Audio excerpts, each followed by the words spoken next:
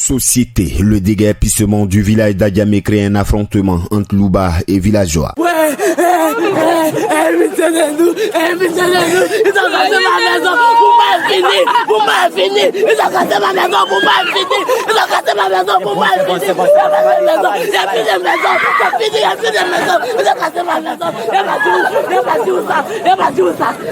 Ces cris, pleurs et désolations sont les effets de l'opération de déguerpissement des emprises de la voie menant de la mairie d'Adjamé à l'Indénié, observé le jeudi 25 juillet 2024 à Adjamé village. Depuis le 27 décembre 2023, date de nomination de M. Cissé Bakongo dans les fonctions de ministre-gouverneur, les déguerpissements qui étaient un vieux souvenir, se référant au temps de la ministre Anouloto ont repris. Le dimanche 21 juillet 2024 a été le début de l'enfer des Atchans d'Adjamé et des halogènes qui y vivent. En effet, ce village au centre de la commune d'Adjamé a commencé à subir les machines ce jour-là. Le point culminant de cette opération a été le jeudi 25 juillet lorsque les Atchans du village d'Adjamé ont été réveillés très tôt entre 4h et 5h par les bruits des caterpillars qui ronronnaient d'impatience de raser les maisons du dit village. Les jeunes du village se sont immédiatement rassemblés pour s'opposer à ce qu'ils appellent une forfaiture. Mais la force en face composée de policiers, gendarmes et des individus au gros bras était supérieure. Des habitations et magasins détruits, une véritable scène de guerre civile s'installe, occasionnant un embouteillage monstre sur les voies qui traversent le village et celles qui la contournent. Notre équipe de reportage sur les lieux, malgré les difficultés, a pu photographier des scènes tant l'attention des uns et des autres était vive. Ne filmez pas, ne photographiez pas. C'est nos malheurs que vous voulez montrer au monde. Nous sommes en train de retirer nos bagages sous les décombres. Attendait-on dans la bousculade? Dans ce même temps, des badauds et autres désœuvrés cherchaient à faire main basse sur les marchandises et autres effets des domiciles et magasins détruits. Effectivement, des lits, des matelas, des ventilateurs, etc.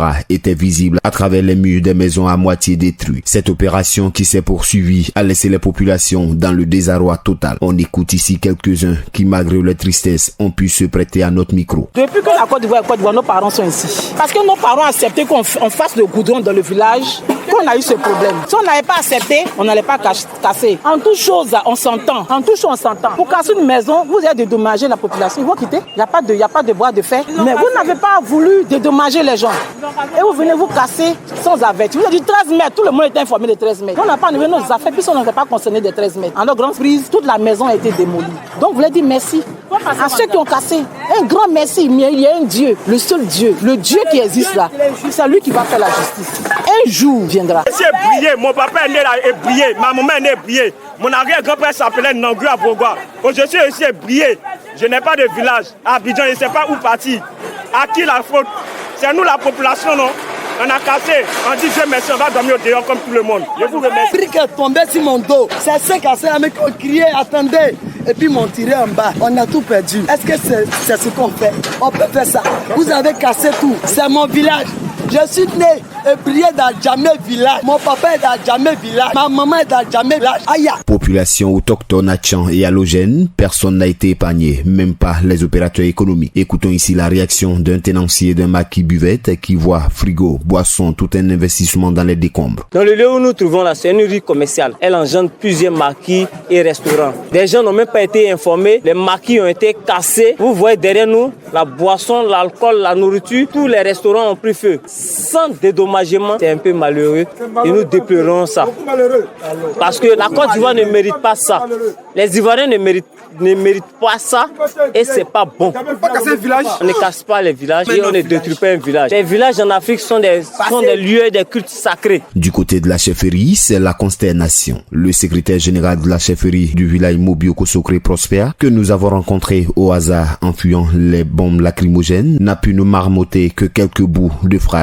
Et pourtant, nous étions hier mercredi 24 juillet chez la grande chancelière Henriette Dagri Diabaté. Elle nous a rassuré de ce que les machines s'arrêteraient et que des discussions reprendraient pour trouver un point d'accord. Constat amer. C'est un village quasiment détruit que nous avons vu, avec des maisons à terre jusqu'à quelques encablures du siège de la chefferie centrale. Là encore, impossible de parler au chef, mais un notable a pu se prêter à notre micro. À 5h du matin, le village a envahi par des voyous, comme ce que le secrétaire général a dit, avec des armes blanches, des cailloux, une machine qui servait de protection, et il y avait des échanges de cailloux.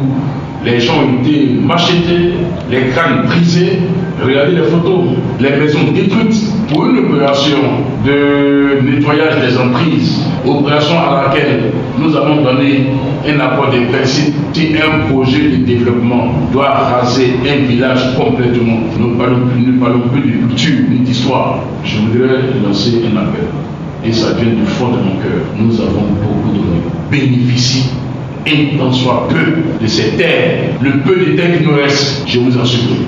On a frôlé un affrontement civil. Les civils appelés Loubar qui encadraient les bulldozers se sont heurtés aux jeunes du village Atchan d'Adjamé, ce qui a failli déclencher un affrontement entre civils. Nous avons pu constater la présence de personnes civiles encadrant les machines contre qui les villageois se sont heurtés. Que faisaient-ils en ces lieux de déguerpissement où étaient présents les forces légales, police, gendarmerie? Pour qui travaillaient-ils? Outre les machines qui montraient les habitations et magasins, des forces de l'ordre ont usé de bombes lacrymogènes pour disperser les foules. Ce que des femmes, de vieilles personnes et enfants n'ont pu supporter. Nos tentatives de joindre les services du district autonome d'Abidjan sont restées vaines jusqu'à ce que nous mettions sous presse. APRA, Agence Presse, Radio et Audio.